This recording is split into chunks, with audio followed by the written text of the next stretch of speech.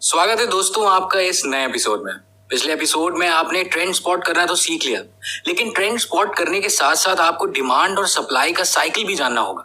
कब किस टाइम पर क्या वॉल्यूम है ट्रांजैक्शन का, ये भी जानना उतना ही जरूरी है। कोई भी इकोनॉमिक एक्टिविटी दरअसल डिमांड और सप्लाई के ही प्रिंसिपल्स पे काम करती है। किसी भी कमोडिटी या स्टॉक का प्राइस उसके डिमांड और सप्लाई पे ही डिपेंड करता है। रिटर्न्स भी दरअसल बाइंग और सेलिंग प्राइस का ही डिफरेंस होते हैं।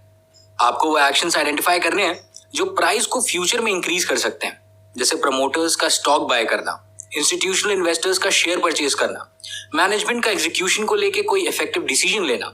जितने कम शेयर्स मार्केट में अवेलेबल होंगे उतना ही ज्यादा प्राइस फ्लक्चुएट करने के चांसेस होते हैं। बेस्ट परफॉर्मिंग स्टॉक्स के अवेलेबल शेयर्स जनरली 1 करोड़ से कम ही होते हैं। आपको एक और इंडिकेटर देखना चाहिए, वॉल्यूम टू फ्लोट रेशियो। अगर फ्लोट यानी कि अवेलेबल शेयर्स 15 लाख है और वॉल्यूम का डेली एवरेज 75,000, तो ये रेशियो बनता है 0.05। इस हालत में स्टॉक्स में कोई बहुत ज्यादा मूवमेंट नहीं होगा। लेकिन अगर फ्लोट 10 लाख है और वॉल्यूम 2 लाख, तो ये रेशियो 0.2 हो जाएगा। ऐसी हालत में स्टॉक की जल्द ही मार्केट में स्कैर्सिटी होने वाली है, तो जाहिर सी बात है कि उसकी प्राइस में भी उछाल आएगा। पीटर लिंच कहते थे, promoters might sell the shares for any reasons but buy for only one. They think the price will rise.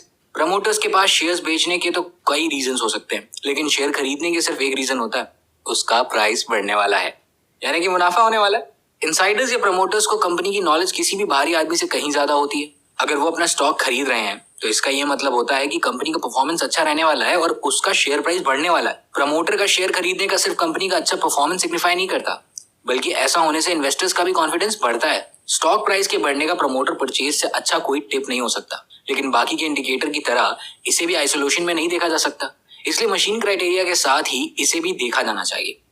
इन सब चीज में साइज ऑफ परचेज भी बहुत मैटर करता है। मान लीजिए कि किसी एम्प्लॉय की सैलरी 30 लाख है और उसने 5 लाख के शेयर खरीद लिए, तो ये मीनिंगफुल परचेज कहलाएगा। पीटर लिंच कहते थे कि कंपनी के प्रेसिडेंट का 5,000 शेयर खरीदना उतना सिग्निफिकेंट नहीं होता जितना सिग्निफिकेंट 6 से 7 वाइस प्रेसिडेंट का 1000 शेयर खरीदना होगा। और जब एक साथ कई एग्जीक्यूटिव शेयर खरीद रहे हों तो इसे क्लस्टर बाइंग कहते हैं।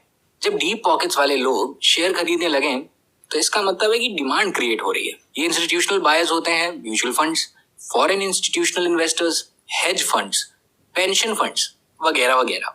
इनके इन्वेस्ट करने से जो ट्रांजैक्शन का वॉल्यूम जनरेट होता है वो बहुत बड़ा होता है। अगर इंस्टीट्यूशन पहली बार किसी कंपनी के शेयर्स खरीदता है तो ये इन्वेस्टमेंट कम्युनिटी में एक इंटरेस्ट ट्रिगर करता है। ये सब सुनते वक्त चंपक काफी देर से शांत बैठे थे। उसने पूछा कि लेकिन ऐसा होता क्यों है? आर्यन उनके सवाल से खुश हुए।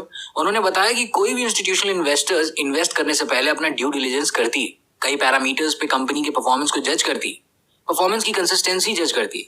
उनके इन्वेस्ट करने से कंपनी को एक आउटसाइड एंडोर्समेंट मिल जाता है। काफी सारे रिटेल इन्वेस्टर्स को फंड मैनेजर्स को कॉपी करने की आदत होती है, इससे भी एक एडिशनल डिमांड क्रिएट होते हैं। जो भी इंस्टीट्यूशनल इन्वेस्टर्स किसी कंपनी के शेयर्स खरीदती है तो चांसेस होते हैं कि वो आने वाले टाइम में और शेयर्स खरीदेंगे।